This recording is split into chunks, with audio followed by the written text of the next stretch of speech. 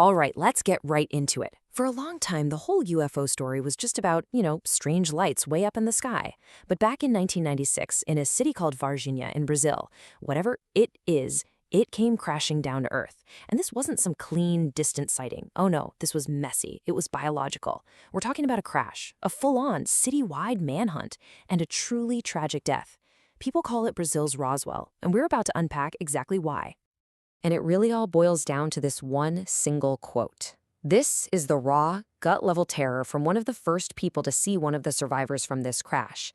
I mean, can you imagine seeing something so alien, so completely outside your reality that the only word your brain can find for it is the devil? Yeah, that's where we're starting. But hang on, let's just pause and try to look at this from a totally different angle. What if that horror, that terror, was misplaced? What if this wasn't some monster?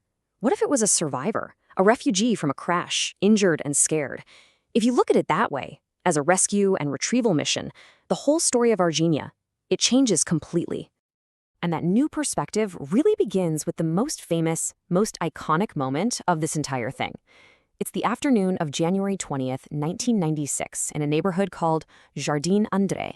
So, 3 young women are cutting through a vacant lot, and they see this. Huddled in the mud, hugging its knees. It's small, it looks weak and frail, and the details they gave are so incredibly specific and consistent. They all describe this dark, brown, oily skin, a big head with 3 ridges or horns on top, and these huge, solid red eyes with no pupils at all. But here's the crucial part. They all said it didn't seem threatening. It looked sad. Suffering was the word they used. And they never forgot that smell, an overpowering stench of ammonia. So the big question is, how did this strange, suffering creature get into that empty lot in the first place? Well, believe it or not, that sighting, that wasn't the beginning of the story. To get the whole picture, we gotta rewind about a week. It all seems to kick off with NORAD, the joint US-Canadian command that watches the skies, reportedly tracking an object that's in serious trouble over South America. Then, down on the ground, a farming couple, Eurico and Orolina de Freitas, see it, and they don't describe a flying saucer. They said it looked like a gray, bus-sized submarine moving silently and trailing smoke. It was a machine in distress. And this all leads to January 13th, when a pilot named Carlos de Souza actually sees this craft shudder and go down. So de Souza, being a pilot, he runs to the crash site to help. But what he finds isn't twisted metal or anything familiar. It's a field littered with this strange, super lightweight debris. He picks up a piece of it, crumples it into a ball in his hand, and he watches as it just snaps back to its original shape.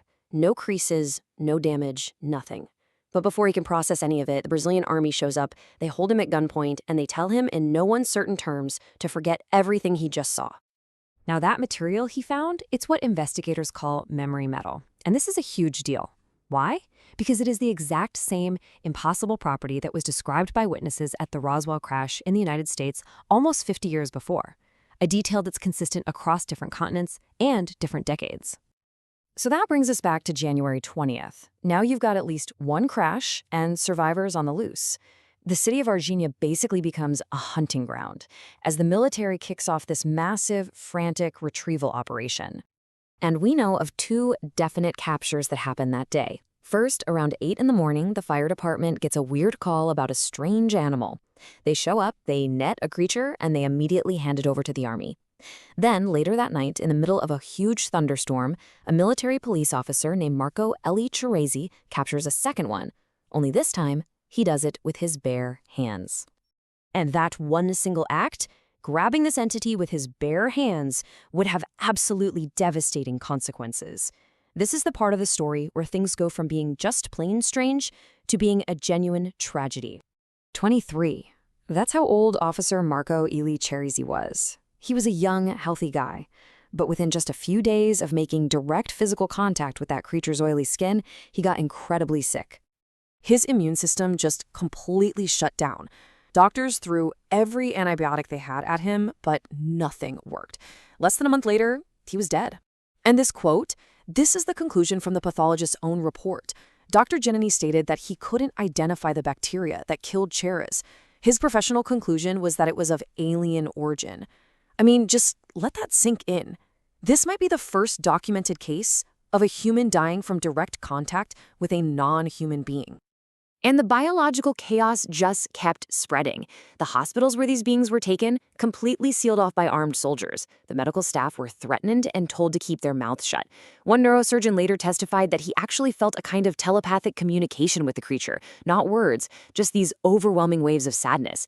And it wasn't just people. At the local zoo, where one of the creatures was briefly held, 5 different animals suddenly dropped dead. Their organs were found to be blackened and necrotic. This thing, whatever it was a walking biological hazard.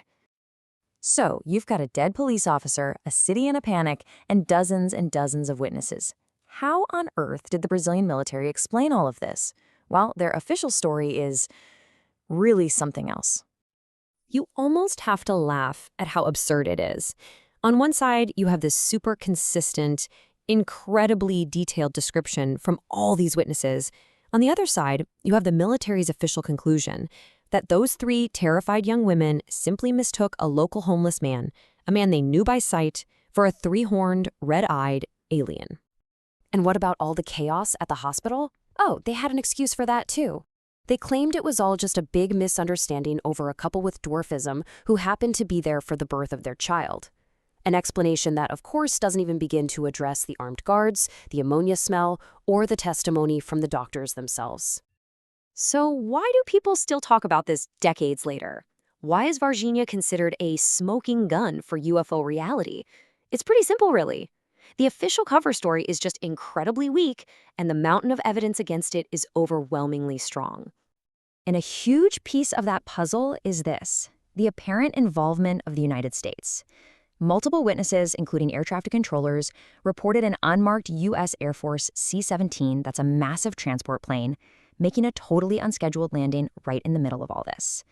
The theory is that the Brazilian military, completely overwhelmed, basically handed over the bodies and all the debris to the Americans. Brazil did the dirty work, and America walked away with the prize. I mean, when you just lay it all out, the sheer weight of the evidence is just staggering. You have so many different independent lines of testimony. You've got civilian witnesses to the actual crash. You have dozens of witnesses to the creatures themselves, from teenage girls to firefighters, military police, and doctors. You have hard biological evidence with the tragic death of Officer Chereze. You've got the whole medical lockdown. And then you have the military operation itself. It's not just one person's story. It's the story of an entire city. And this isn't just some old dusty case file. Just recently, some of the key witnesses, we're talking doctors, the pilot, military insiders, they finally came forward. They went to the National Press Club in Washington, D.C. and put their stories on the official record for the whole world to see. After literally decades of being silenced by fear, the truth is finally starting to spill out. So at the end of the day, it leaves us with one simple question. You have the official story about a homeless man and a pregnant couple. And then you have the story told by dozens of eyewitnesses, doctors, pilots, soldiers, regular citizens, all telling a consistent, terrifying, and ultimately tragic story. The only question left is, who do you believe?